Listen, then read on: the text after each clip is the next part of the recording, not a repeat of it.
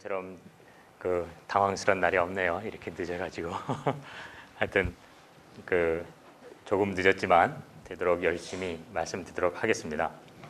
오늘 제가 말씀드릴 거는 요즘 시대가 이제 과학 시대인데 이 과학 시대를 맞이해서 과연 우리가 불교 신도로서 혹은 불자로서 우리 불교에서 강조하는 생명에 대해서 어떻게 바라볼 것이고 또 이 과학 시대에 우리가 무엇으로 지침을 삼아서 이 세상을 살아갈까 이런 식의 이야기입니다. 그래서 이 앞에 보시면은 제목은 거창합니다만은 일단 먼저 이야기를 하기 위해서 그러면 생명이 무엇인가라는 이야기를 한번 시작해 보겠습니다. 여기 이 생명체라는 것은 정말 많은 숫자가 있고 사람만 해도 66억의 인구가 있다고 하죠. 그렇지만은 사람, 동물, 식물 모든 걸 다 통합해 봐도 실제로 저희 몸, 육체 이런 형태를 지닌 우리 몸은 물질로서 한 150개 정도의 원소로 이루어졌다고 합니다. 아마 중고등학교 때 화학 주기율 이러고 원소 외우신 기억이 있으실 거예요. 그래서 물질은 겨우 한 150개 정도뿐이 안 되는데 어떻게 이렇게 수많은 생명체가 있고 또 같은 인간이라고 해도 얼굴이 같은 사람은 하나도 없도록 이렇게 다양합니다. 그래서 이러한 어떤 생명을 저희들이 학교에서 가르칠 적에는 이 형태가 있지만 또 어쨌든 살아있다는 것을 하기 위해서 먹고 마시고 항상 자기 자신을 유지하기 위해서 대사작용을 한다. 이런 걸 우리는 생명이라고 부릅니다. 근데 이것만 하는 것이 아니라 또 모든 생명체는 자식을 낳고 자기와 똑같은 유전자를 물려주죠. 그래서 자기 복제를 한다. 그리고 이제 저희 불교적으로 보면 더 중요한 개념이 이 진화를 한다고 말합니다. 진화라는 것은 여러분 잘 아시겠지만은 이 시간에 따라서 변화해 가는 거죠. 주위 환경과 적응을 해서 자기 자신을 환경에 가장 맞게 맞춰가는 겁니다. 그런데 이 진화는 우리가 얼핏 생각하면은 굉장히 시간이 길게 걸린다고 생각하지만 진화의 속성을 들여다보면은 바로 그 시간을 제로 지금 이 순간으로 잡아보면 바로 우리가 이 주위와 이렇게 관계를 맺고 이야기를 하고 숨을 쉬고 이게 다 진화 과정입니다. 그래서 이 네 가지를 저희는 생명체를 정의할 적에 이 학생들한테 이렇게 가르칩니다. 그런데 이제 제 전공이 이러다 보니까 이렇게 얘기를 하면은 어느 날 이제 제 학교에 미대 교수랑 얘기를 했더니 이거 말이 안 된다. 그러면서 얘기하는 것이 살아있다는 것은 보고 느끼고 표현하는 것이다. 이렇게 말했을 적에 저는 또 할 말도 없더라고요. 확실히 이 미대 교수 말처럼 우리가 살아있다는 것은 사실 보고 느끼고 표현하는 존재지 무슨 형태가 있고 대사가 있고. 그래서 제가 이 차이를 가만 생각해 봤더니 한쪽은 우리 물질적인 어떤 육체의 면에 더 얘기를 한 거고 또 미대 교수들은 정신작용을 좀 더 중심으로 이야기를 한 것 같습니다.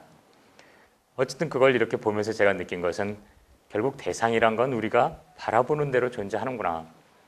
제가 생물을 전공하는 교수로서는 교과서에도 나오는 것처럼 형태, 대사 이런 식으로 얘기를 하지만 같은 생명체인데 또 미대 교수는 저렇게 다르게 표현하기 때문에 그렇다면 우리가 생명을 바라보는 시각에도 과학자가 바라보는 시각과 또 불자로서 바라보는 시각이 충분히 다를 수 있고 그렇다면 그 다른 점을 우리가 어떻게 조화롭게 만들어 갈 것인가가 불자가 생명을 어떻게 바라볼까 하는 점이 될 것 같습니다.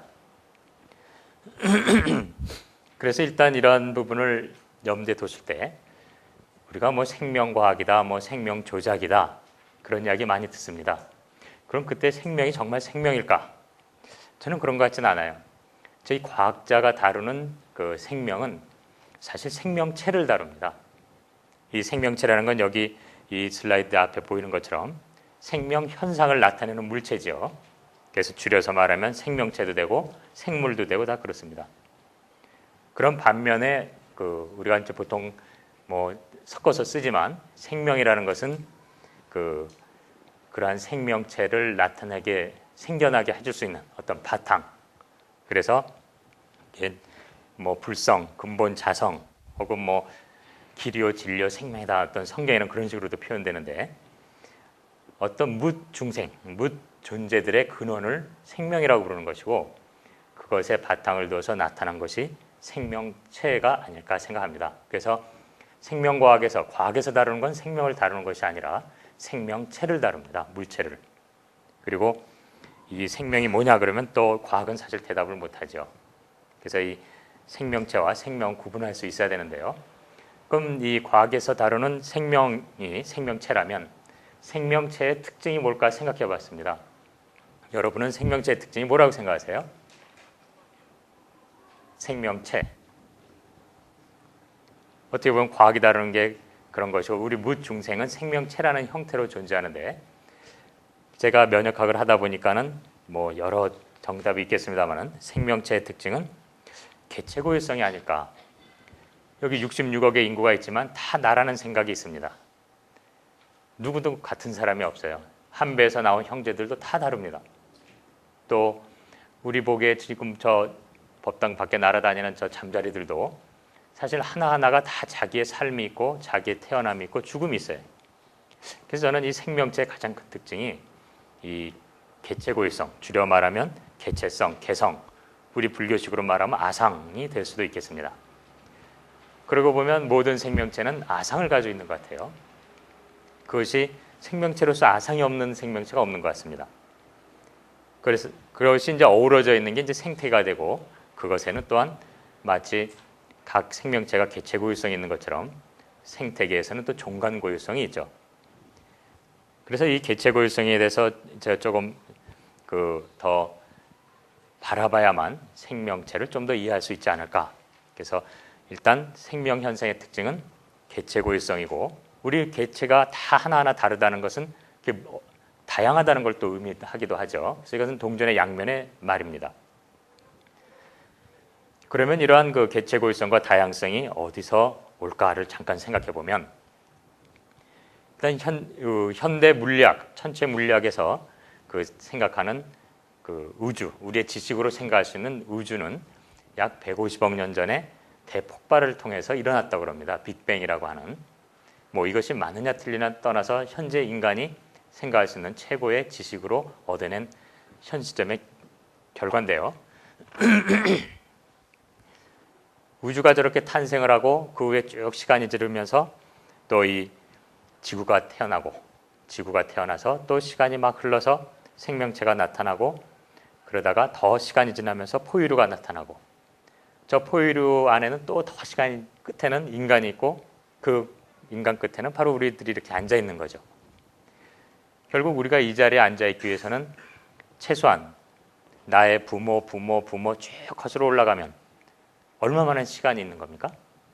최소한 우리가 알고 있는 건 150억 년의 시간이 있는 겁니다. 다시 말하면 이렇게 말하면 종종 생물학자들 중에는 야 이렇게 긴 우주의 역사 속에서 맨 끝에 점도 안 되는 우리니까 얼마나 우리가 하찮냐 이렇게 생각하지만 저는 거꾸로 내가 지금 이 자리에 있기 위해서 여러분이 지금 이 자리에 앉아 계시기 위해서 150억 년의 시간의 누적이 있지 않으면 있을 수가 없습니다. 이게 얼마나 저는 대단한 일인가 이렇게 생각하는데요. 더욱이 150억 년의 시간의 누적. 우리가 이제 좀 그럴싸하게 말하면 역사성이라고 부르는데요. 여러분이 이 자리에 지금 앉아 계시기 위해서는 150억 년 동안 긴 시간의 흐름 동안 한치의 오차가 없이 지금 오셔서 이 자리에 계신 겁니다. 더욱이 우리가 이 넓은 세상에서 이 한 자리에 한 법당에 앉을 수 있다는 건 정말 부처님이 말씀하신 그 인연의 무게를 느끼지 않을 수가 없습니다. 그래서 저는 오히려 이 생명과학을 하면서 부처님 말씀이 얼마나 이게 정확한 뭐 당연히 그 당시 용어긴 하지만요. 정확하게 말씀하셨는가. 또 이걸 거꾸로 말하면 우린 내가 이 자리에 이 모양대로 서 있기 위해서는 150억 년의 최소한 시간의 누적, 그걸 우리 업이라고 부르죠. 시간의 누적 속에서 내가 이 자리에 있는 겁니다. 그래서 이 나라고 하는 어떤 이런 뭐 못나고 부족하고 뭐 혹은 경우에 따르면 잘나고 이렇지만 그러한 자기 모양대로 있는 것 있기 위해선 150억 년의 시간이 사실 누적돼 있다. 아무리 같은 한 생명체도 뭐 여기 날라와서 내 뺨에 앉아서 피를 빠는 모기도 지금 이 순간에 내 뺨에 앉아서 피를 빨기 위해선 150억 년의 시간을 담고 있는 겁니다. 그놈이 바로 또 나랑 이렇게 만나야 돼요. 그래서 이 생명의 어떤 그 흐름을 보면은 너무도 소중한 시간이 담겨져 있다. 또 한편 보겠습니다. 저기 이제 한 생명체가 있기 위해서 나라고 하는 생각을 가지고 있지만 자기가 의식을 하건 안 하건 그 생명체는 몸이 장기로 이루어지고 뭐 심장이다 허파다 뭐 이런 장기로 이루어지고 또 그 장기는 조직과 세포 그걸 더 들어가 보면 분자 원자까지 가요. 이런 것들이 다 관계를 맺어서 나를 만들고 또 나라는 것은 어떤 사회적 관계 속에서 집단과 사회를 만들고 이 전 자연계랑 보면은 또 생태계를 만듭니다. 사실 우리는 이 관계 속에 놓여 있지 관계를 떠나서 있을 수가 없어요. 이제 관계라고 저희는 이제 말합니다만 부처님께서는 간단히 뭐 그 연기법으로서 연기의 원리로서 아주 간단하게 요점을 딱 말씀해 주셨지만 이제 저희가 보면은 한 생명체가 시간의 누적과 더불어 이 자리에 나라는 한 생각을 가지고 주위와 관계하는 것 이것이 이제 진화인데요. 이러한 관계의 덩어리로 이루어져 있다. 그래서 모든 생명체의 어떤 특징은 개체고일성이라고 본다면 그러한 각 개체만의 다양한 모습 정말 어떻게 보면 화엄의 모습일 수도 있는데 이것은 긴 시간의 누적과 공간 속의 관계성 속에서 우리는 있을 수 있다는 점이고요. 그렇다면 이 생명체에서 중요한 게 개체고일성인데 이 개체고일성의 특징이 뭘까 한번 다시 한번 보겠습니다. 모든 생명체, 뭐 간단히 말해서 인간이라고 그냥 알기 쉽게 말한다면 우리 인간은 모두 발생, 해부, 생리는 다 똑같습니다. 여기서 개체고일성을 찾을 수는 없어요. 나만의 개성을. 뭐 저나 여러분이나 뭐 눈 2개 있고 코 하나 있고 입 하나 있습니다. 뭐 이렇게 똑같아요. 그런데 그러면 도대체 저 우유종이란 인간 혹은 뭐 나라고 하는 이 개체성은 어디서 올까? 우리가 분명히 말할 수 있는 것은 나라고 하는 어떤 한 생각, 정신적인 자기와 또 내 몸, 신체적인 자기를 담당하는 것은 신경계와 면역계가 담당합니다. 물론 이 단순한 뇌나 이런 신경계가 다냐, 그 넘어서 어떤 영적인 부분이나 이건 또 다른 얘기이기 때문에 제가 오늘 여기서 얘기하지는 않고요. 최소한 나라고 하는 생각의 어떤 물질적인 터전은 뇌신경계입니다. 또 신체적인 나, 우리 몸이 다 똑같은 것 같지만 제가 뭐 팔이 뚝 잘라져서 팔이 없다. 혹은 뭐 신장이 필요하다. 그럼 여러분이 보살심을 내서 팔을 하나 떼어서 제 몸에 붙여주면 그 붙여준 팔을 제가 잘 달고 다닙니까? 다 거부 반응을 보여요. 그럼 누가 그걸 거부하느냐? 제가 거부하는 겁니다. 제 몸이. 이건 내가 아니야 라고. 신장을 이식해도 거부 반응이 일어납니다. 그런 거 보면 우리는 특히 서양에서는 정신이 우월하고 뭐 육체가 좀 모자란 것처럼 얘기하지만 우리가 간단히 말해서 너는 누구냐라고 물을 때 쉽게 대답하지 못하거든요. 왜냐? 정신적인 나는 내가 누군지 사실 감을 잘 못 잡아요. 그 대답을 얻기 위해서 우리는 수행도 많이 하고 진정한 자기를 찾아가긴 하지만요. 그러면 그거에 반해서 몸은 내가 누군지 너무 잘 알고 있습니다. 그래서 뭐 조금만 피부 하나 이식해도 이건 내가 아니야라고 딱 거절을 해버려요. 그래서 내 몸도 내가 누구인지 알고 있다는 점을 본다면 이 발생, 해부, 생리와 신경 면역을 잘 비교하면 차이가 있어요. 개체고일성을 해주는 신경과 면역을 봤더니 내 몸을 그냥 코, 눈 만드는 이거는 영양분만 있으면 그냥 발생이 됩니다. 만들어져요. 그러나 개체성을 나의 개성, 혹은 거꾸로 하면 아상인데요. 아상을 만드는 이 신경계와 면역계는 반드시 외부의 자극과 그것에 대한 반응과 기억을 다 담고 있습니다. 그리고 그 관계의 누적이에요. 여러분이 어렸을 적에 정말 사랑스러운 부모님 밑에서 컸는지 혹은 학대받고 컸는지 그런 것들이 모두 지금 여러분의 마음에 누적되어 있습니다. 또 여러분이 농촌에서 건강하게 뛰어놀았는지 아니면 아파트에서 공기 조절되는 아주 그런 아파트 생활 속에서 여러분이 살았는지에 따라 여러분의 면역 상태가 다 다릅니다. 그래서 아토피가 많이 생기죠. 도시 아이들에게. 그런 맥락에서 여러분이 쭉 예전에 예방 백신도 맞고 이래서 지금 여러분 몸 상태가 다 다른 것처럼 이 신경계와 면역계는 그 과거의 기억을 다 담고 있습니다. 나라고 하는 건 갑자기 형성되는 게 아니라 자기가 살아오면서 겪은 모든 것을 담고 기억에 담고 의식이건 무의식이 돼 있건 그렇게 되기 때문에 개체 고유성은 다시 한번 관계에 의존한다는 겁니다. 나라고 하는 놈은 저절로 선천 태어날 때부터 딱 있는 게 아니라 관계의 누적으로 만들어져요. 그래서 우리는 그 나라고 하는 것은 그러한 시간과 공간과 또 내가 태어나서 죽을 때까지 모든 관계의 덩어리인데 이제 과학은 어떻게 이것을 바라보는가 보면 여기 이제 젊은이가 있죠. 여러분 다 아시죠? 모르시는 분이 계시는가 본데 이 박태환 군입니다. 우리나라의 수영의 그 별 떠오르는 젊은이. 이 젊은이를 우리가 바라볼 때 이 관계 덩어리잖아요. 그러나 현대 과학은 어떻게 바라보냐면 이 젊은이가 왜 이렇게 수영을 잘하는지 과학적으로 검토해 보자.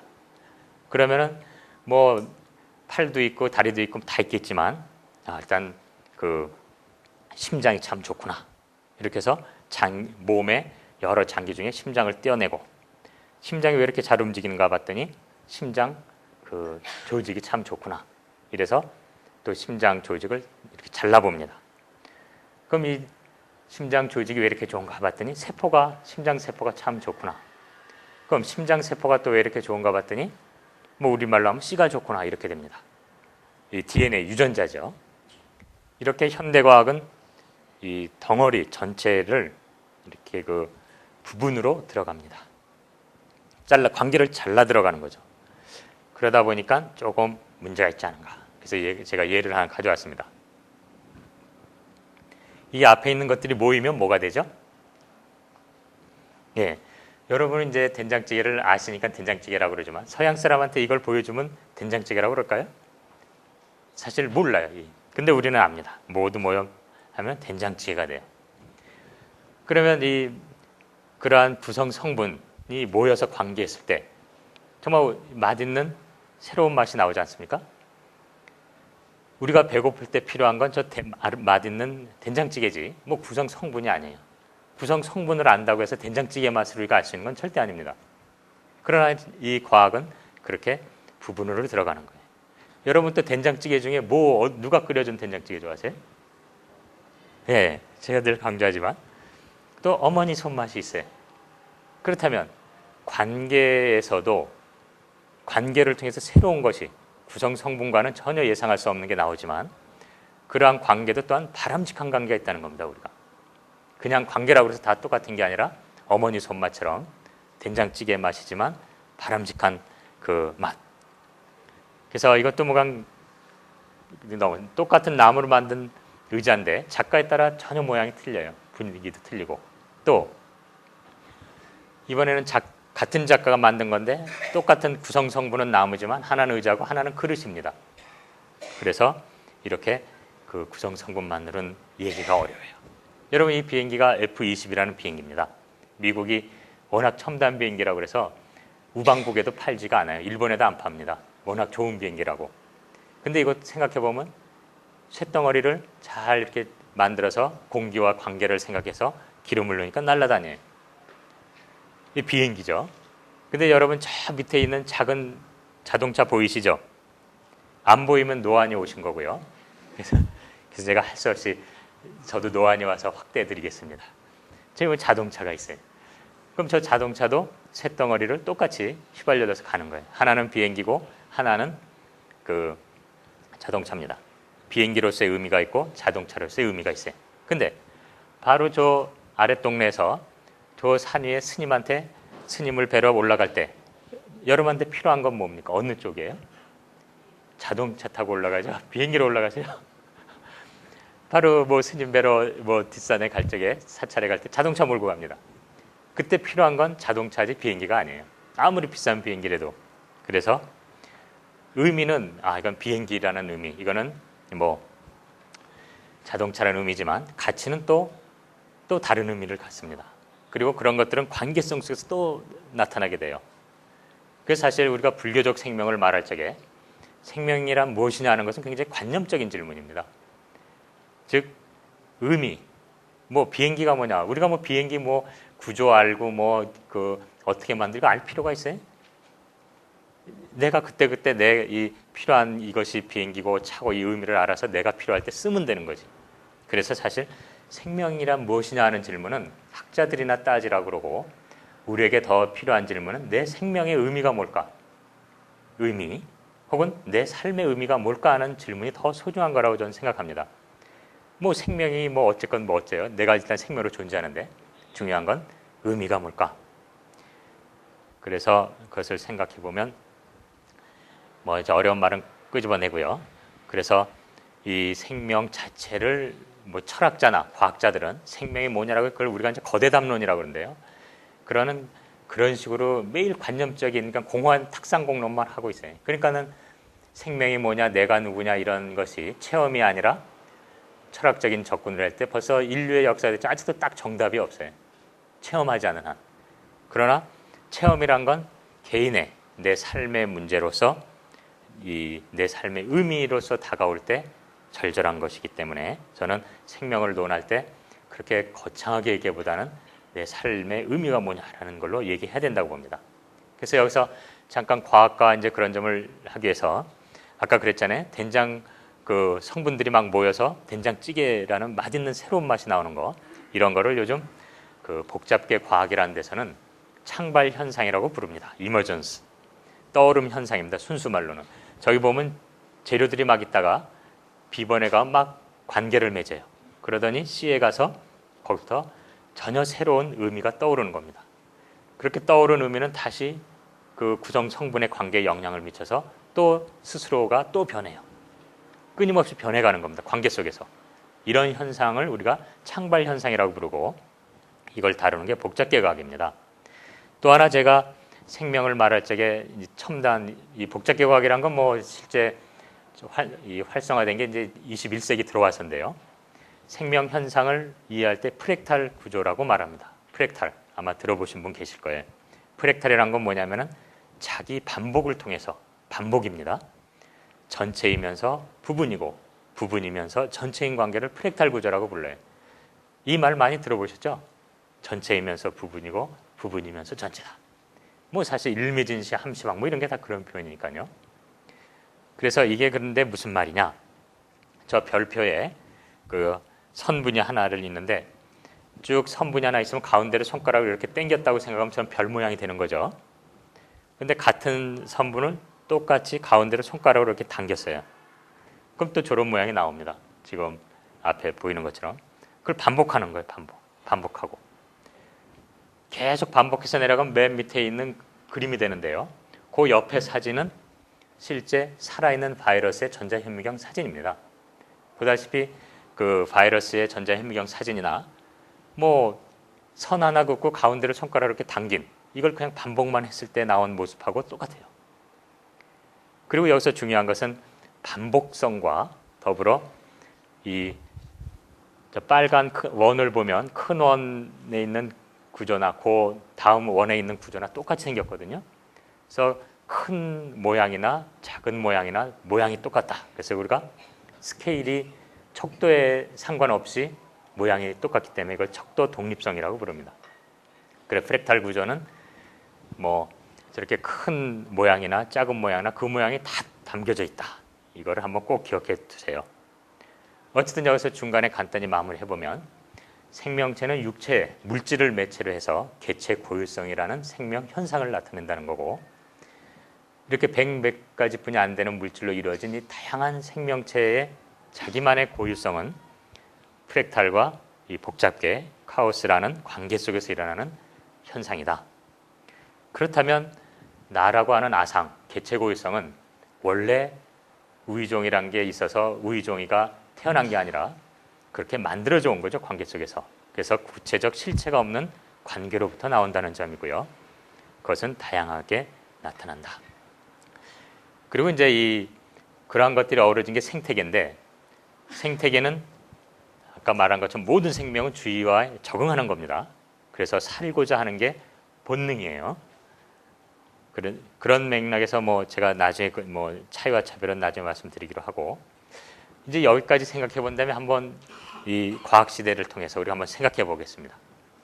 우리는 과학을 통해서 뭘 추구해 왔고 또 무엇을 추구해야 할까? 불자라면 사실 이 부분을 이제 고민해야 되는데요. 그동안 우리는 과학을 통해서 얻은 게 있고 잃은 것이 무엇일까를 생각해 봐야 됩니다. 물론 뭐 여기 있는 것처럼 지구 온난화라든지 뭐 여러 가지도 있고, 또 거꾸로 문명이 발달해서 우리가 너무나 편해진 부분도 있어요. 그래서 이 부분을 생각하기 전에 잠깐 제가 비교를 해봤습니다. 과학은 지식을 얻거든요. 과학은 사물의 이치를 다룹니다. 뭐 인간을 포함한 사물의 이치를 다루는 게 과학이에요. 사물의 이치를 줄이면 이제 사리가 되는데, 사리, 뭐 사리에 밝으신 분이다, 뭐 이런 말이 있잖아요.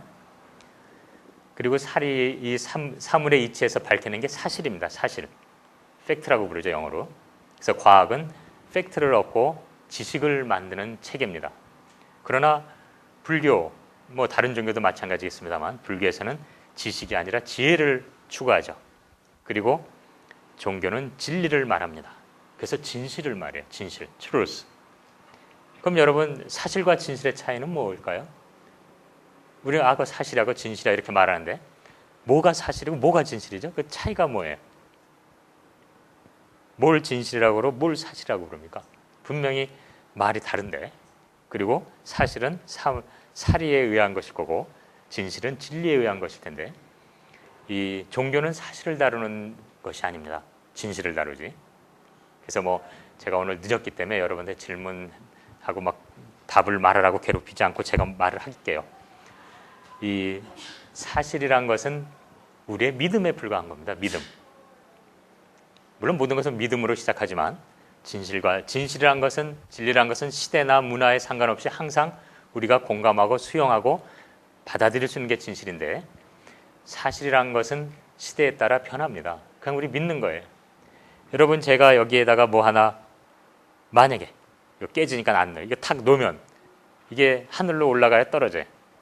떨어지죠? 왜 떨어져요? 예? 이게 왜 떨어집니까? 너무 탁 떨어지는데. 만유인력, 중력.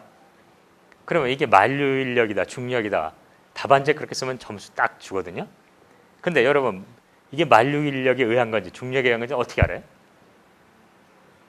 배운 거죠? 과학자들이 그렇다니까 여러분 믿은 거 아니에요? 그 선생님 그렇다니까 믿은 거고. 지구가 무지 빨리 돌고 있다고 그러거든요. 여러분, 지구 돌고 있다고 생각하세요? 솔직하게 얘기해 보세요. 전 그렇게 생각이 안 들어요. 그러니까 이제 제가 학교 다닐 때 뭐 중고등학교 때 이 밤과 낮이 있는 게 도는 거고 막 이런 얘기를 해요. 그럼 밤이 있고 낮이 있고 뭐 이런 거, 그건 어떻게 알아요? 그럼 과학자가 말한 증거를 저는 믿는 겁니다. 사실 그게 사실이에요. 사실이라는 건 우리의 믿음입니다. 예를 들어서 법원에서 조작된 증거를 막 놓고 선량한 사람을 범인으로 몰아가면 이 재판하는 판사는 그 증거를 보고 뭐 살인이다, 뭐 사형이다 이렇게 말할 수뿐이 없잖아요. 그러나 그 사람은 억울하게 모함된 거거든요.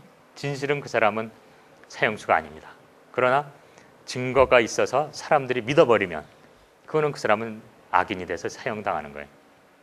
뭐 최근에 그냥 있으니까 얘기해보면 인혁당 사건 같은 거, 그 당시는 뭐 이 증거를 막 만들어가지고 법원에 내고 뭐 판사가 증거가 있으니까 어쩔 수 없이 사형, 그래서 3일 만에 사형당했죠. 그러나 이제 과거 진실위에서 밝혀냈죠. 다 그게 조작된 거다. 그런 것처럼 진실과 사실은 전혀 다른 겁니다. 팩트와 트루스는 정말 다른 거예요. 근데 우리는 마치 팩트는 불변하는 것처럼 굉장히 좋은 것처럼 얘기하지만, 우리 과학자가 보기에는 팩트란 건 과학이 발달하면서 계속 바뀌는 거예요.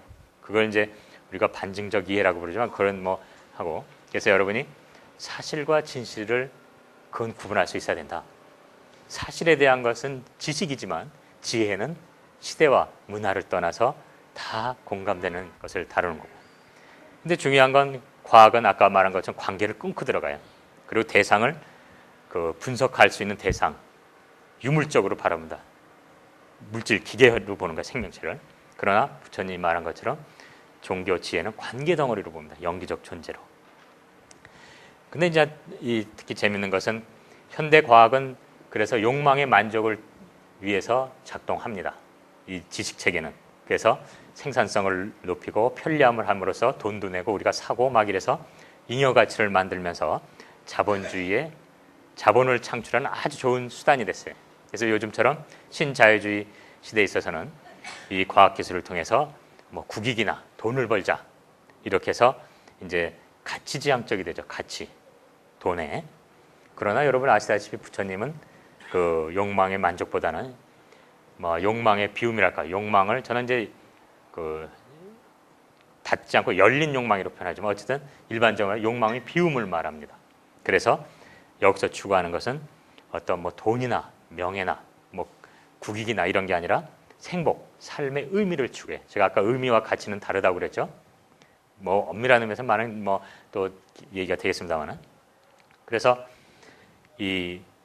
지금은 과학 시대입니다. 과학 시대라는 것은 모든 대상을 지식으로 체계화해서 그것을 정리하는 거예요. 근데 그 방법이 잘라 들어가는 거라고 제가 말씀드렸고요.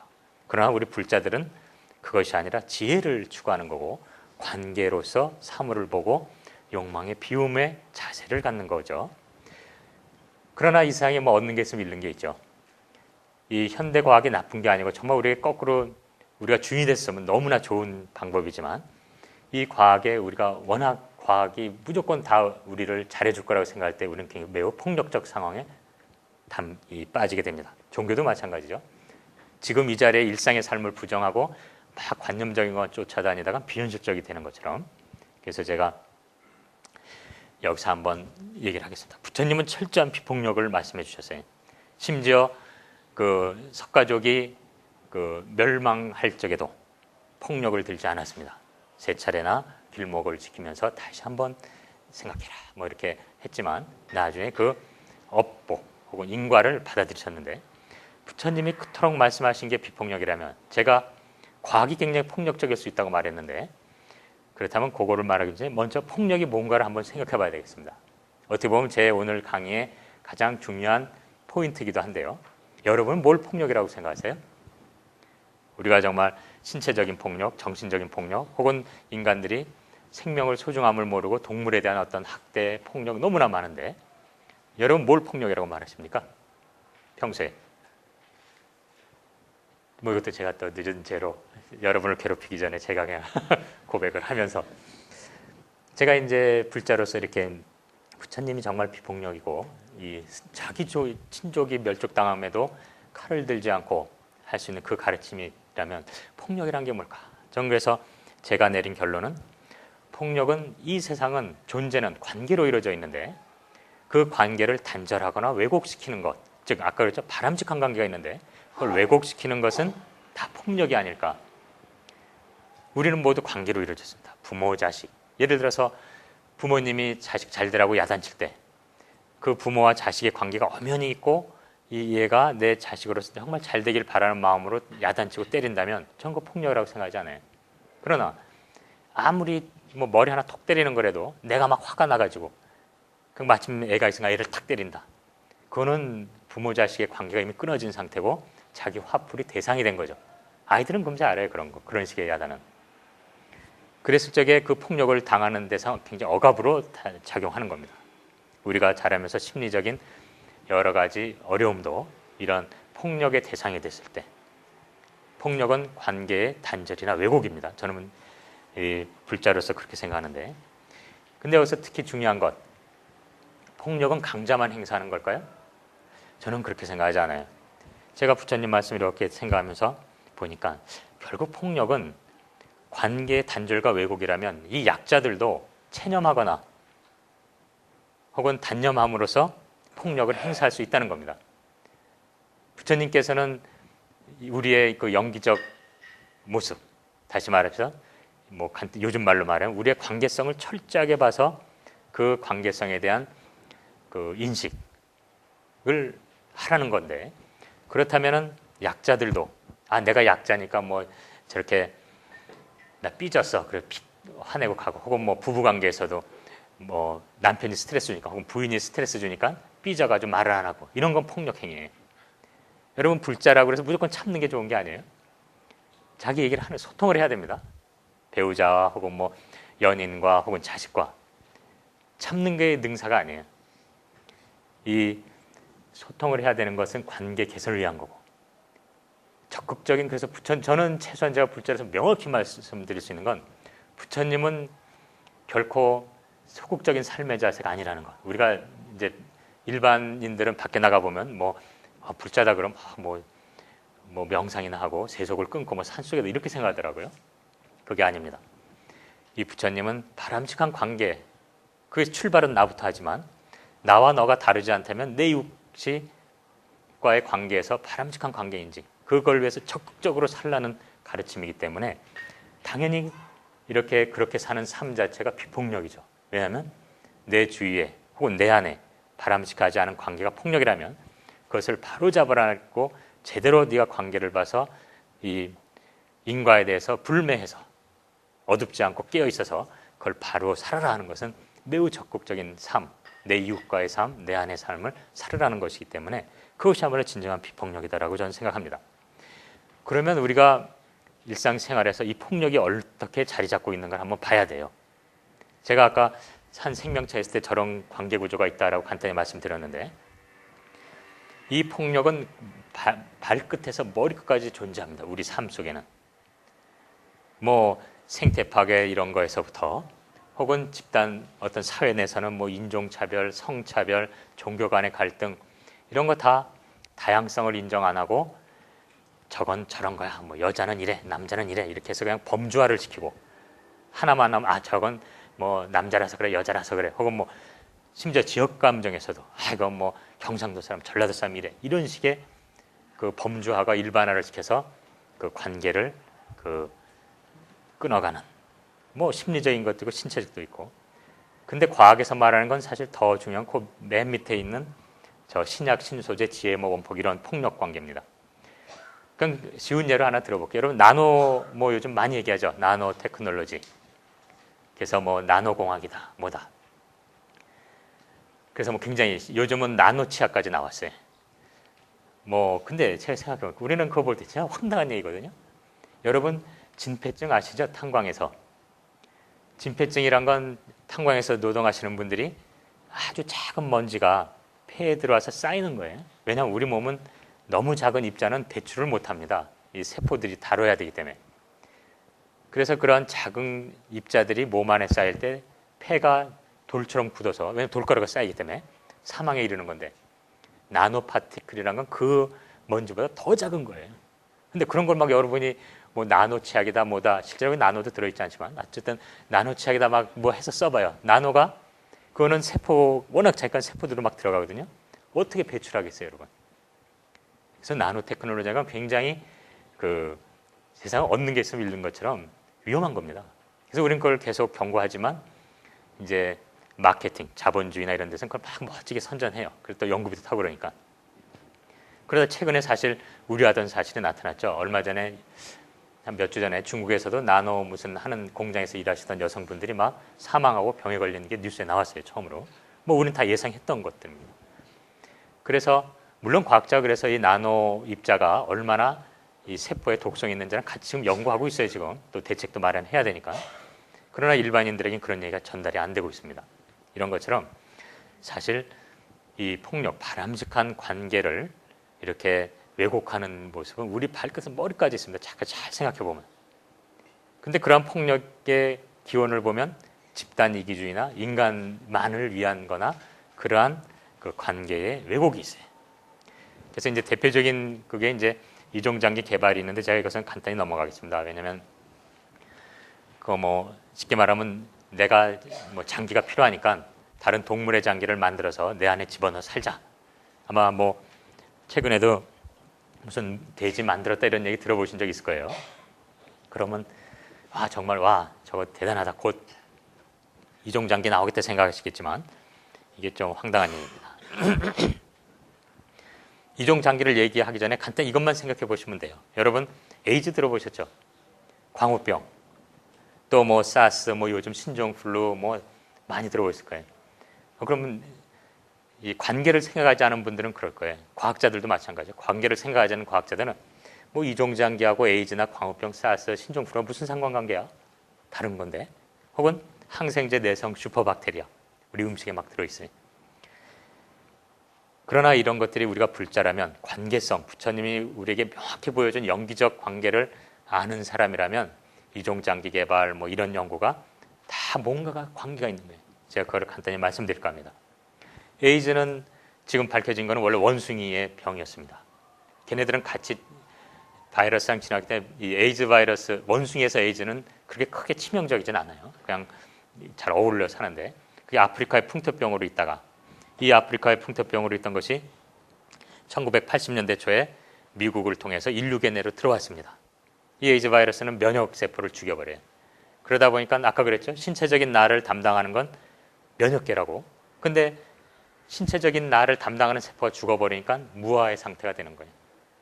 불교에서 말하는 무아랑 틀린 겁니다. 무아가 되니까 어떻게 돼요? 없어지는 거예요. 저렇게 지나가던 곰팡이가 날라와 앉아서 몸에서 피고, 그리고 어린아이가 암이 막 생기고, 나라는 걸 지키지 못해요. 그래서 지금 뭐 만 30년도 안 됐습니다. 이미 4천만 명이 2005년도 통계에도 4천만 명이 걸려 있고, 지금은 뭐 3천만 명 이상이 죽었어요. 만 30년이 안 됐는데. 여러분이 주위에 그런 에이즈 환자를 못 본다고 해서 그냥 남의 일처럼 생각하시지만, 전 세계적으로는 30년이 안 됐는데 3천만 명이 죽은 겁니다. 여기 보시면은 뭐 30대보다 더 나이 드신 분 계시지만, 그런 분들이 태어날 땐 인류에게 있지도 않았던 병이 나타나서 휙 나타나서 이렇게 3천만 명을 죽였어요. 다. 이거 왜냐? 종간 장벽을 뛰어넘어서 일어나는 겁니다. 원숭이에 있던 것이 인간에게 오고, 뭐 프리온도 마찬가지죠. 광우병. 양에서 흔한 질병이에요. 양에서는 뭐 침으로도 막 한 마리가 걸리면 침으로도 전파되고 막 이래요. 마치 우리 독감 유행하듯이. 그리고 사슴에서도 마찬가지입니다. 뭐 똥으로도 막 오염이 되고. 그런데 이것을 인간들이 양모와 양 고기를 먹고 나서 어쨌든 양가죽, 양 내장, 이거 아깝다. 이거 소에게 먹어보자. 소에게 막 먹였더니 저렇게 저 양에게 있던 그런 병이 소에게 나타났습니다. 또 이 소고기를 먹은 인간에게 뇌에서 이렇게 구멍이 생기는 이 인간광우병이 생겨서 죽어버려요. 이것도 80년대 중반 이후로 생겼는데, 그전에는 있지도 않았던 병이었어요. 이것도 역시 종간 장벽을 뛰어넘기 때문에 손을 쓸 수가 없고 걸리면 다 죽습니다. 이게 뭐 프리온이 나쁜가요? 혹은 뭐 에이즈 바이러스가 나쁜가요? 우리가 그렇게 만든 거죠. 그런 예는 많지만 제가 뭐 여기서 더 하나 하면, 항생제 내성 슈퍼박테리아. 이건 항생제를 우리가 많이 써서 그렇죠. 인간이 오래 살려고. 그래서 이 항생제 내성 박테리아가 나오면 누가 제일 좋아할까요? 좋아하는 사람이 있습니다. 항생 내성 박테리아 나와도. 누가 좋아할 것 같아요, 여러분? 제약회사가 좋아해요. 그럼 이거를 죽일 수 있는 항생제를 만들면 또 막 돈을 버니까. 근데 새로운 항생제 신약을 개발하려면 뭐 조그만 제약회사는 안 되죠. 그러니까 사실은 항생제 내성 슈퍼박테리아는 다국적 그 제약회사들에겐 이게 밥벌이가 되는 겁니다, 원래. 그러나 그래서 그럼 새로운 거 만들면 또 생명체는 새 항생물질에 또 적응해서 또 내성을 가지게 돼요. 그래서 이러한 것들은 그 간단한 문제가 아닙니다. 더욱이 생명체는 살아있고 주위와 관계한다고 그랬죠. 저기 보다시피 한 녀석이 항생제 내성을 가지게 되면 항생제를 접하지 않은 그 옆에 균에게도 그 정보를 전해줍니다. 그래서 쭉 퍼지는 거예요. 쟤네들도 생명체니까. 그래서 뭐 간단히 보면 저 오른쪽 밑에 보면 사람 의학에서 항생제 많이 쓰죠. 또 축산에서 항생제 무지 씁니다. 또 반려동물 수약 동물병원에서 항생제 많이 쓰고, 또 뭐 저희 대학의 어병학 교수는 장어구이집에 안 가요. 여기 뭐 장어 양식하는 분 계시면 그냥 이해해 주십시오. 그래서 그 사람이 왜 안 가나 물어봤더니 최선 자기가 조사해봤더니 양식장에서, 물고기 양식장에서 항생제를 너무 써가지고 도저히 먹을 생각이 안 난다 이래요. 그러니까 저 수생 양식에도 또 항생제입니다. 그러니까 항생제 내성균들이 그 항생제를 쓰면 거기 적응해서 나올 때 저런 것들이 다 저기 보다시피 연결돼 있거든요. 관계 속에 있는 겁니다. 남은 거는 호수 바다인데 이것마저 오염되면 갈 데가 없는 거죠. 그래서 그런 것들을 우리가 다 분명히 알면서도 그 관계성을 우리가 모르는데 그런 걸 다 한다면 이종장기로 다시 한번 돌아와 보겠습니다. 우리가 진짜 무균적으로 깨끗하게 만든 뭐 돼지라고 그래요. 돼지장기를 내 몸 안에 들고 이제 일상생활에 돌아간다. 그래서 정말 그러면 대단하구나. 이제 살 만났다. 그런데 여러분 뭐 구제역이라든지 많은 동물 질병들이 있는 거 아시죠? 내가 돼지장기를 갖고 일상생활에 돌아가면 돼지에 감염되던 균이 이제는 내 몸 안에 장기에 들어올 수 있겠죠. 그건 똑같은 돼지장기니까. 그러면 거기서 막 증식된 그 동물의 치명적인 법정 병원균이 내 몸 안에 있는 이종 동물의 장기만 탁 부시고 확 나가서 사라질까요? 저는 그렇게 생각하지 않아요. 항생제 내성 슈퍼박테리아에서 보듯이 다는 아니겠지만 그 중에 일부는 우리 신체에 적응하는 겁니다. 주위에 적응하는 게 원래 생명체예요. 그러면은 또 다시 더욱이 이종 동물의 장기를 이식받은 사람 면역 억제제를 먹거든요. 면역 거부 반응이 있기 때문에 내 몸 안에 면역도 억제되어 있는 데다가 내 몸 안에 동물 장기에 그러한 동물의 병원균이 들어서 막 증식하고 자라다면서 우리 몸에 하나라도 적응을 하게 되면 다는 아니겠지만 그게 또 다른 에이즈가 되고 또 다른 광우병이 되는 겁니다. 그래서 그것은 매우 위험한 거죠. 이종장기가 성공하면 성공할수록 이 위험도는 증가하는 겁니다. 그래서 외국에는 그런 인식이 있어요. 그래서 CRT라고 해서 그런 거 반대하는 시민연합이 있습니다. 거긴 시민들, 의사, 수의사, 종교인들이 다 연합이 되어 있는데 그래서 외국에서는 이걸 국가의 차원은 절대 지원하지 않습니다. 심지어 호주는 이제 개인 돈으로 사설 연구비로 연구하는 건 막지 않는데 이제 서양에서는 호주에서는 개인 임상 실험마저도 금지하고 있어요. 근데 이거를 국가적으로 지금 지원하고 있는 나라는 전 세계적으로 딱 한 군데 있어요. 그게 어딘지 아세요? 정말 우리 한국이에요. 이게 돈 된다고 그래가지고. 참, 그래서 이게 여러 가지 문제가 있지만 그래서 저는 이렇게 생각합니다. 우리가 불자로서 그런 질병들의 관계성, 저도 물론 이런 관계성을 생각하지 않고 내 연구만 하면 그런 관계를 생각 안 했었을 거예요. 그러나 예를 들어서는 이종 동물 장기, 과연 누구를 위한 연구일까? 굳이 동물 장기를 사용해서 오래 살고 싶어하는 우리들의 욕망, 동물을 죽여서 또 이런 데 연구는 가난한 나라는 연구 안 해요. 왜냐? 이종 장기를 개발했을 때 그걸 돈 내고 살 수 있는 사회에서 이걸 하는 겁니다. 즉 부자 나라에서나 이게 가능하지. 그렇기 때문에 이런 연구를 왜 지금 뭐 생명 존중이라고 말하지만 지금 이 순간에 아프리카에서 단돈 1불만 있어도 일주일을 사는 나라에는 왜 또 안 도와주냐? 그러면 뭐 대답을 못 하는 거예요. 그러니까 이건 뭐 생명, 뭐 환자를 위해서 아름다운 연구다 포장하지만 그 이면에는 이걸 개발해서 팔 때 수익이 생긴다 하는 거예요. 그래서 과학이 바로 이렇게 자본주의에 종속돼 있다는 겁니다. 그래서 여러분이 과학기술을 보실 적에 표면만 보면 안 돼요. 이면이 무엇이고 이것이 연기적 관계에서 부처님 말한 이게 무엇을 의미하는가 이런 걸 보지 않고 단순히 뭐 이 과학 시대니까 이 과학주의에 물들어서 돈 된다 뭐 된다 이렇게 생각하면 절대 안 됩니다. 그래서 이건 다 외국에서도 이런 이종 동물 장기는 회사에서만 해요. 나라에서 하는 데는 없습니다. 그래서 다시 얘기를 이제 돌아와 보면 우리가 이 생명체나 이런 걸 생각할 적에는 이런 개체 고유성과 복잡계 현상으로 접근해야 된다는 거고요. 그래서 이런 부분을 이제 과학에서 이렇게 그러면 그런 잘라 들어간 과학이 아니라 아까 말한 것처럼 복잡계 과학으로 보려면 어떻게 되냐 하는 건데 제가 그럼 이제는 어떻게 생명을 바라봐야 될 것이냐 하는 것을 복잡계 과학에서 설명드린 게 딱 3가지 말씀드리고 결론을 맺기 전에 복잡계 현상이 3가지만 기억해 주시면 좋겠어요. 생명은 복잡계 현상입니다. 된장찌개도 복잡계 현상이에요. 그걸 넣어서 막 끓여서 새로운 맛이 나오는 거기 때문에. 그래서 첫째가 상전입니다. 3가지 특징인데 첫째가 상전이. 영어로는 페이스 트랜지션인데 마침 불교의 상과 똑같은 상자를 써요. 딱 맞는 얘기입니다. 이거는 이 복잡계 현상이라는 것은 우리의 생명이 복잡계 현상인데 그 특징이 첫째 상전이 현상이다. 한 상태에서 다른 상태로 변해요. 그러기 위해서는 임계 상태가 필요합니다. 여러분 물이 끓어서 기체가 되려면 물을 끓여줘야 되죠. 그렇게 이 변화하기 직전까지 뜨거워 100도까지 막 됐을 때 이걸 임계 상태예요. 임계 상태를 딱 넘는 순간 액체에서 기체가 되는 겁니다. 우리가 그 인간관계에서도 보면 돼요. 좋았던 부부가 헤어진다, 이혼했다. 그건 임계 상태가 스트레스가 꽉 차가지고 터져가지고 다른 상태로 변한 거죠. 이게 복잡계 현상이에요. 우리 삶이 다 복잡계 현상입니다. 거꾸로 그러면은 여러분이 안 헤어지려면 어떻게 해야 돼요? 아까도 말했지만 임계 상태가 되면 안 됩니다. 폭발할 때까지 가면 안 돼요. 압력밥솥 생각하면 돼요.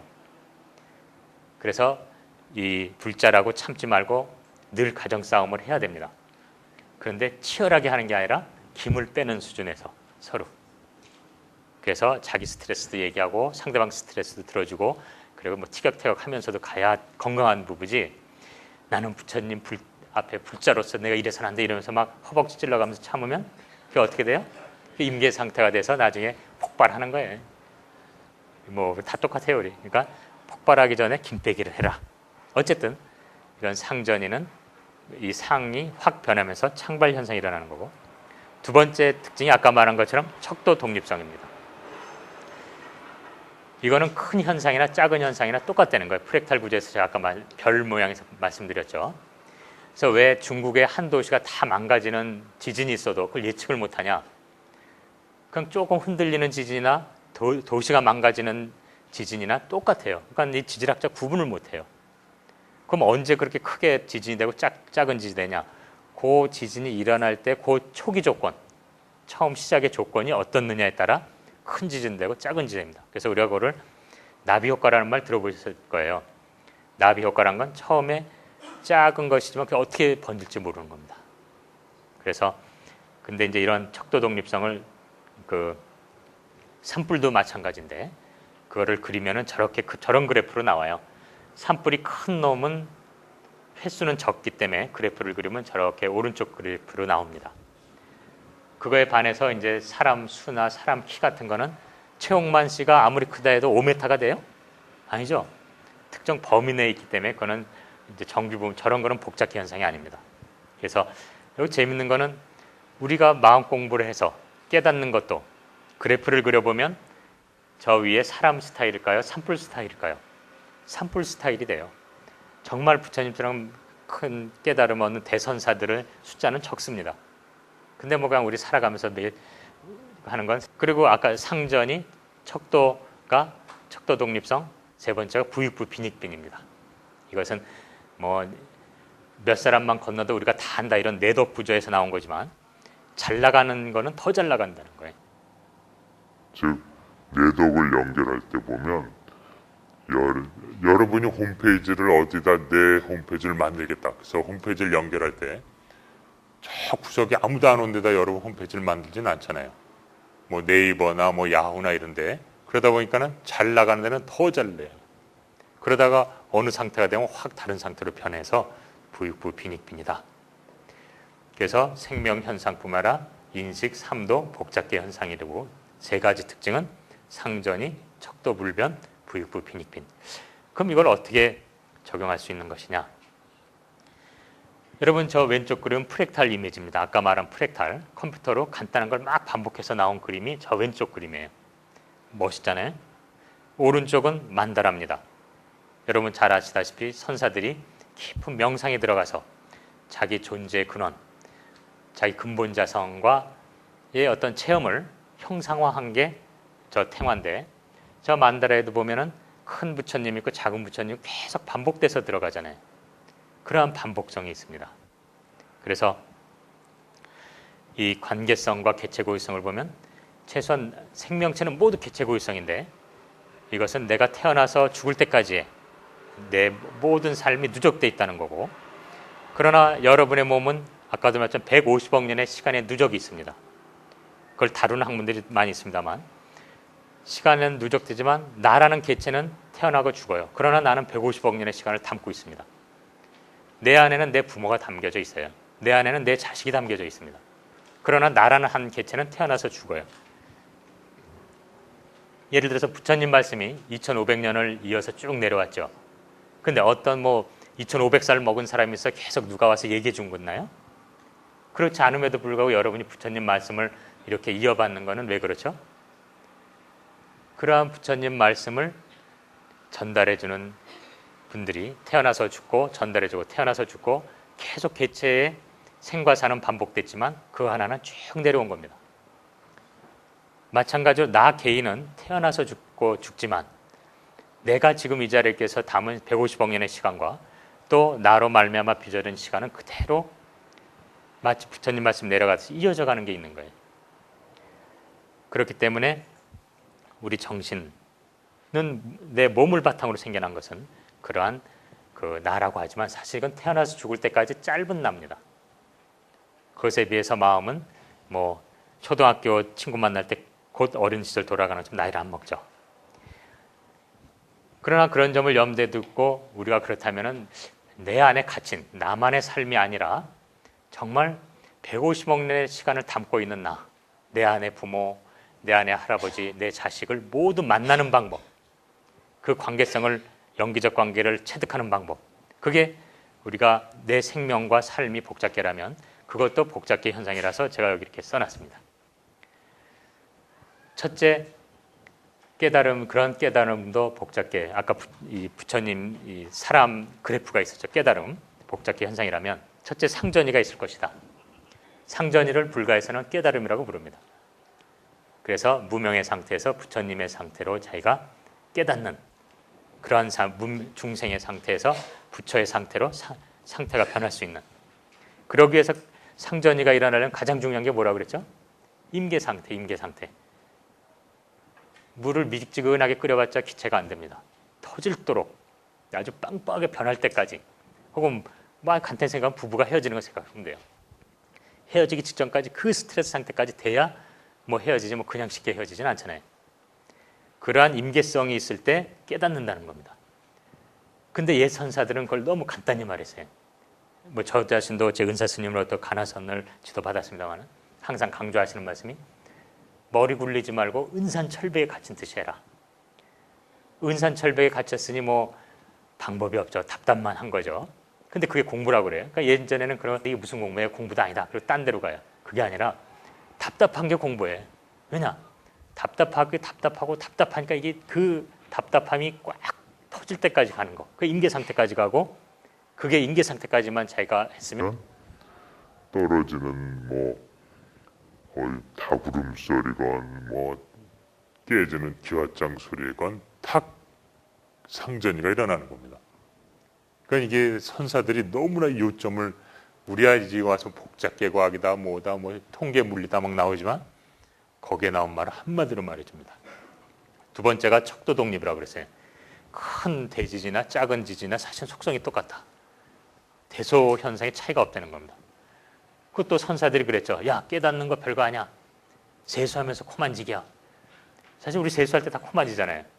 그럼 우리가 속으로 에이, 스님 뭐 깨달았으니까 그렇지 뭐 잘난 척하는 거 아니야 뭐 이렇게 생각할지 모르지만 그게 맞는 말이에요. 이게. 왜냐? 대소 차이가 없다는 겁니다.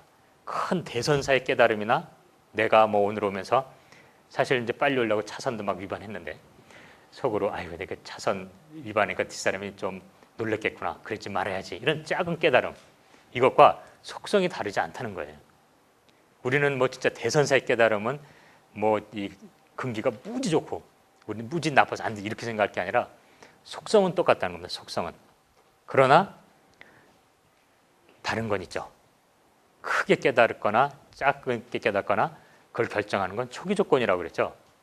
다시 말해서 그게 나비 효과라는 것. 그러니까 선사들이 그러잖아요. 우리 선 공부할 때. 뭐 이거 거기도 나오죠. 신신명인가. 호리유차 천지형격. 호리유차. 처음에 머리카락만한 차이가 있어도 나중에는 하늘과 땅만큼의 차이가 나온다. 이거 참 이건 제가 복잡계과학을 하기 전에는 그런가 보다 했는데 복잡계과학에서 나온 나비 효과나 이런 걸 보면서 야 옛날에 이런 과학이란 거에 없던 이 스님들이 어떻게 직관적으로 이렇게 복잡계과학이 사실 최첨단 물리학인데 이걸 이렇게 간단하게 말했을까? 그런 겁니다. 어쨌든 그렇다면 대선사의 큰 깨달음이나 우리들의 일상생활의 작은 깨달음 속성이 똑같다면 크기는 전혀 다르죠. 속성이 똑같다면 사실 깨닫기 위해서 우리가 꼭 특별한 장소나 특별한 어떤 조건이 필요한 건 아니라는 겁니다. 우리 일상의 삶 속에서 충분히 그걸 할 수 있다는 거예요. 다시 말해서 세수하며 코 만지기처럼 일상생활 지금 이 자리의 소중함이 여기서 나오는 거고요. 또 세 번째 특징이 부익부 빈익빈이라고 그랬죠. 잘 나가는 거예요. 이게 참 우리에게 엄격한 말입니다. 이거는 내가 평소에 어떻게 살았느냐가 이러한 깨달음에 아주 직접적으로 관계된다는 거예요. 내가 공부 안 하고 매일 탱탱 놀면서 깨닫지 않아요, 절대. 평소에 자기 삶이 어떻게 깨달음을 향해서 매 깨어서 살아가느냐가 그대로 부익부빈이 돼서 깨달음으로 이어진다는 거고, 그건 각 개인의 삶의 역사성입니다. 거의 우린 불교에서 굉장히 업이라고 간단히 말하지만 내가 어떻게 살아왔고 살아가느냐가 깨달음에 이어지는 것이지, 그거 없이 뭐 하루아침에 되는 게 아니라는 점 얘기해 주는 거고. 그래서 저는 이런 얘기를 합니다. 이제 결론 부분으로 내려가면서, 예전에 이런 말이 있었어요. 지금 알고 있는 걸 그때 알았다라면. 혹시 기억하시는 분 계세요? 유시아 씨가 뭐 이렇게 해서 이렇게 막 했는데, 저도 옛날에 이거 들었으니 굉장히 멋있어, 뭐 있어 보였어요, 굉장히. 지금 알고 있는 걸 그때 알았다라면, 그러면 그때 제대로 살았을 때, 뭐 이런 감인데. 근데 제가 부처님 말씀을 공부하고 불자로서 생각, 이게 얼마나 좀 찌질한 얘기인가? 여러분 그렇게 생각 안 드세요? 저는 이건 일상에 매몰된 사람들이 하는 이야기라고 봅니다. 지금 알고 있는 걸 그때 알았다면 지금 삶이 얼마나 따분할까요? 실수는 안 하겠죠. 제대로 살겠죠. 그러나 삶이 얼마나 따분하겠어요. 여러분 혹시 기억하세요? 여러분 어릴 적에, 요즘 뭐 나 직장생활 따분해하는 사람을 잘 생각해 보세요. 어릴 적에 여러분 파리 하나 갈 적에 파리 하나 보면서 1시간 들여다보면서 놀았죠. 시간 가는 줄 모르고. 개미 하나 가는 거 들여다보고. 요즘 왜 안 그러세요? 뭐 다 안다 이런 거죠, 뭐. 그래서 여러분이 지금이 그냥 따분하다고 생각하지 마시고, 지금의 삶, 여러분이 아무리 스트레스 받는 상황이라도 이 세상에서 그 스트레스 받는 상황을 겪는 사람은 자기 말고 또 다른 사람이 있을까요? 없어요. 자기만이 겪는 거예요.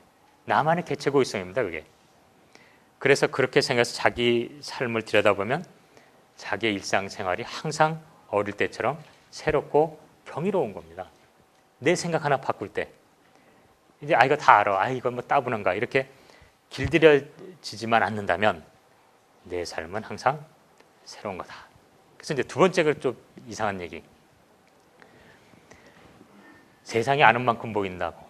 혹시 누가 또 얘기했는지 아세요? 옛날에 유흥준 씨가 나의 문화유산 답사기 때 이 말을 주로 썼어요. 세상은 아는 만큼 보인다. 이것도 뭐 여러분 다, 이건 뭐 우리 불자는 다 알 거예요. 이건 지식의 세계입니다. 아까 말한 과학, 사실의 세계에서는 아는 만큼 보여요, 분명히. 그러나 지혜의 세계에서는 아는 만큼 보이지 않습니다. 어린아이들 데리고 산에 가보세요. 꽃 보고 재밌게 놀아라. 생태계 체험으로. 이 꽃 저 꽃 얘기하지만 그 중에 몇 가지 꽃 대표적인 거 가르쳐줘 봐요. 애들 다른 꽃 찾지도 않아요. 그 꽃만 찾고 선생님 이 꽃 이러고요. 다른 꽃이 이제 안 보이기 시작합니다. 자기가 아는 것만 보이고. 그래서 이 세상은 너무 알려고 하면 안 돼요. 느끼며 살자.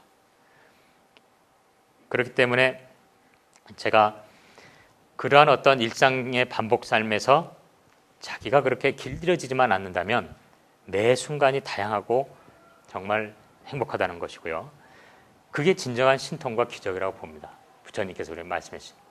제가 이제 여기 한 50이 넘었습니다만 여기 한 20대 분도 있을 거예요. 20대 분한테 제가 여쭤본다면 30년 전에 여러분은 어디 계셨어요, 도대체? 어디 계셨습니까? 생각해보면 그 당시 이 지구상에는 존재하지도 않았던 존재가 틱 튀어나와가지고 지금 나랑 얘기도 하고 듣고 하는 거예요. 학교에 있다 보니까 20대 애들. 또 지금 20대인 분들 한 20, 30년 후에 여러분은 지금 이 지구에 이 순간에 존재하지도 않았던 존재와 만나서 얘기하게 될 겁니다. 이게 얼마나 놀라운 일이에요. 정말 지금 있지도 않은 것들이 나타나서 허공에서 나타나서 얘기를 하는 셈인데, 그렇기 때문에 그러한 신통과 우리 일상의 삶이 신통과 기적이라면 이 체험의 주체로서 결론을 내리면 생명은 사실 욕망입니다. 우리가 이제 생태계에서는 웹 오브 라이프, 그래서 생명의 그물망 그러는데, 뭐 우린 인드라망처럼 관계의 그물망이 있죠. 사실 존재는 욕망, 살려는 욕망으로 이루어져 있어요. 그게 개체화된 욕망입니다. 그래서 우리는 이렇게 그물로 많이 그리죠. 그래서 우리는 종종 그물코에다가 뭐 부처님도 그리기도 하고 사람을 그리기도 해요. 자, 우리가 인드라망이다 이래서. 그래서 그물코. 근데 저는 좀 그래요. 왜냐? 조금 전에 말한 것처럼 나라는 것은 관계의 덩어리라고 그랬죠. 나 스스로 나일 수가 없어요. 나는 너와의 관계로 이루어집니다. 너는 여기서 뭐 사람 되고 자연 모든 대상이죠. 그럼 우리가 살아가면서 하는 나와 너와의 관계를 뭐라고 불러요? 그 삶이라고 부르잖아요. 삶. 여러분은 여러분의 삶으로 규정되는 거지 여러분이 어떤 실체가 있는 게 아니에요.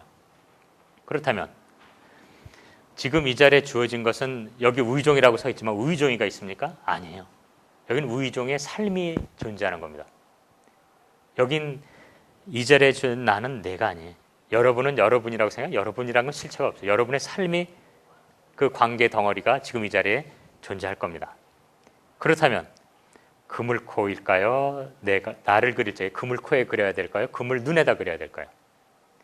최근에 도법 스님께서 그물코 사랑이란 책 혹시 기억하세요? 보신 분 계신지 모르지만 제가 뭐 도법 스님도 압니다만 그물코 사랑 그 좀 찌질한 표현이 아닐까. 왜냐하면 지금 주어진 게 나라는 어떤 실체가 있는 게 아니라 너와의 관계 속에 있는 나의 삶이라면 이것은 그물코 사랑이 아니라 그물 눈 사랑이어야 된다. 왜냐? 저렇게 그물 눈을 나라고 보면 어떤 사람은 저 공간이 자기 하나 겨우 들어갈 좁은 사람도 있어요. 어떤 사람은 정말 전 인류를 포함하는 부처님 같은 분은 저 공간이 그렇게 넓습니다. 그러나 중요한 것은 저 공간이 내가 넓어질 때 주위의 그물 눈도 커지죠. 저절로. 또 혹은 나는 가만히 있으려고 그래도 내 주위에 그물 눈이 커지면 나도 저절로 커져요. 그게 바로 부처님 말한 도반의 중요성입니다. 즉 너와 내가 함께 가는 거지. 근데 그물 코에다가 사람을 그려놓으면 뭐 성장한다 해도 그냥 멀어질 뿐이지 뭐 같이 가는 게 아니에요. 그래서 여러분 그물코가 아니라 사실 부처님 말씀을 잘 생각해 보면 너와 나의 관계성이고 그건 그물눈 사랑입니다. 그래서 나라는 건 존재하지 않고 나라는 게 아상인데 아상이란 건 사실 존재하지 그렇기 때문에 나를 가장 나답게 하는 거는 내 삶 속에 당신이에요. 내 삶 속에.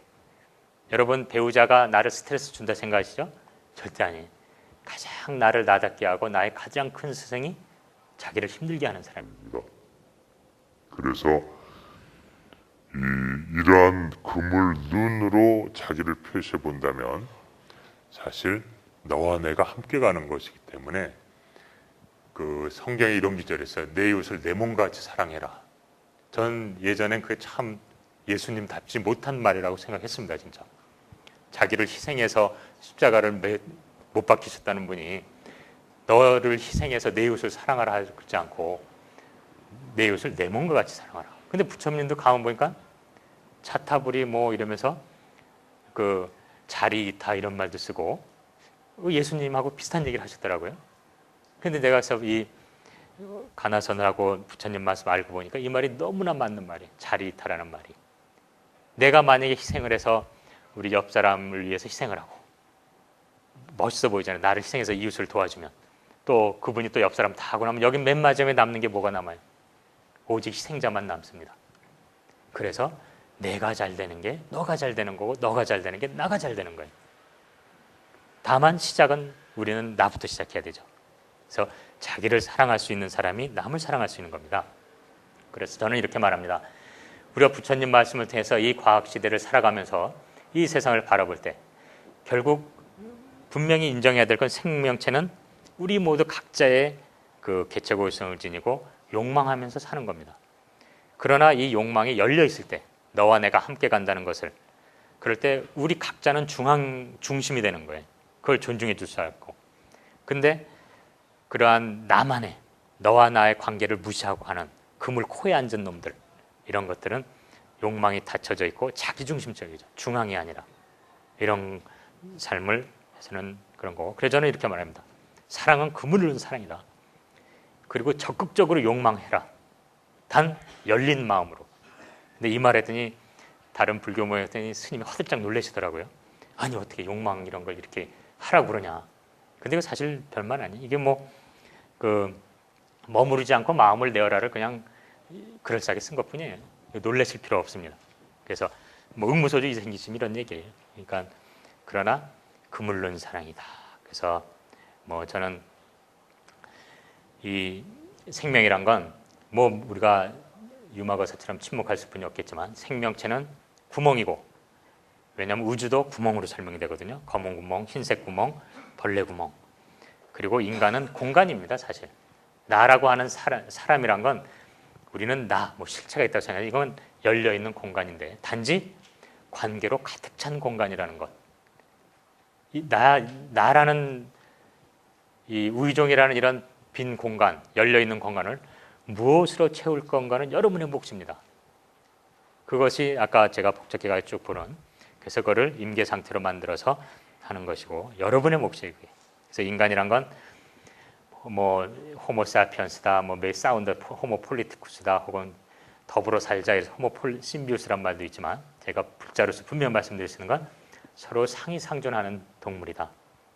감히 더불어라고도 말할 수가 없어요. 제가 보니까 다른 생명체 우리는 의존해서 살아갑니다. 그 말은 거꾸로 말해서 우리는 존재한다는 그 자체가 이미 주위에 빚을 지고 있다는 거고, 그래서 빚을 진 존재로서 우리가 부처님의 불자로서 이 과학 시대에 생태계 파괴가 자행되고 이 시대를 볼 때 서로 상생한다는 것은 열린 욕망이랍니다. 욕망을 없애는 게 아니에요. 응무소주 이생기심처럼 이생기심, 너와 내가 함께 가는, 그래서 내 주위에 사람이 폭력적 상황, 억압된 상황으로 힘들어한다면 적극적으로 거기 참여해야 되는 겁니다. 그게 부처님 말씀이에요. 그게 비폭력적인 겁니다. 그래서 저는 개인적으로 그렇게 생각합니다. 부처님께서는 우리에게 매우 적극적 삶의 자세를 말해주었고, 내 안의 삶이건 내 이웃과의 삶이건 자타불이로서, 이 자타 또한 불이로서 이러한 그 참여의 삶을 살아가는 것이라는 걸 저는 말하고요. 그래서 마지막으로 한 말씀만 드려 마무리하겠는데요. 그렇다면 비폭력의 생태적인 삶이란 겁니다.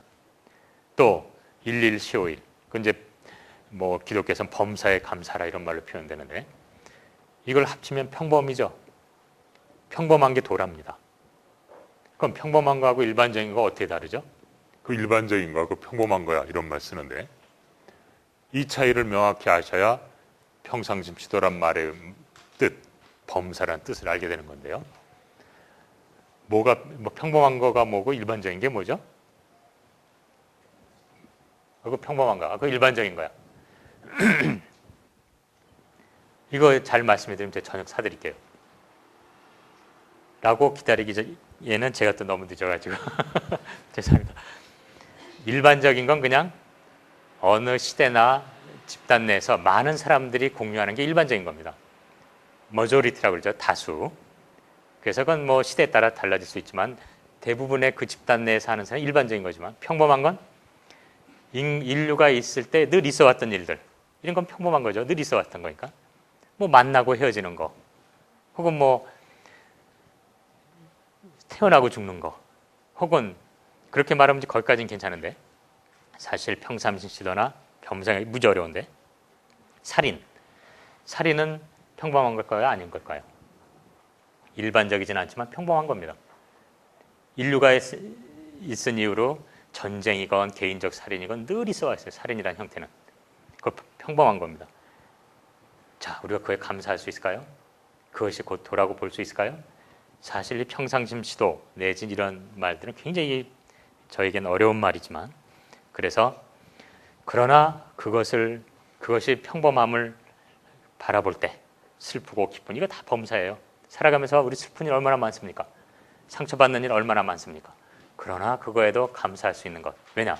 그런 걸 통해서 우리는 각자 나만의 아름다운 개체고유성이 나오는 거죠. 그것이 그렇기 때문에 일상은 참 아름다운 겁니다.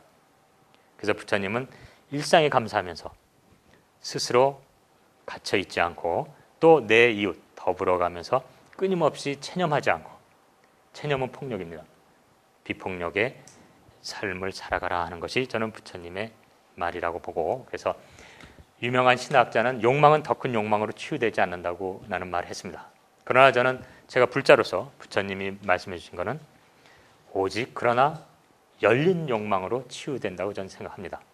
그래서 불교적 이 과학시대, 과학이 나쁜 건 아니지만 폭력적인 모습을 가질 수 있는 과학시대에 이 불교적 삶이란 것은 우리의 근본자성, 우리의 본래 면목, 생명과의 열린 관계성을 철저하게 인식하고, 그러면서 자신을 소중하게 생각하고 나를 사랑하고 거기서부터 내 이웃과 함께하는 비폭력으로 나타나는 것이 이 모든 것을 치유할 것이다.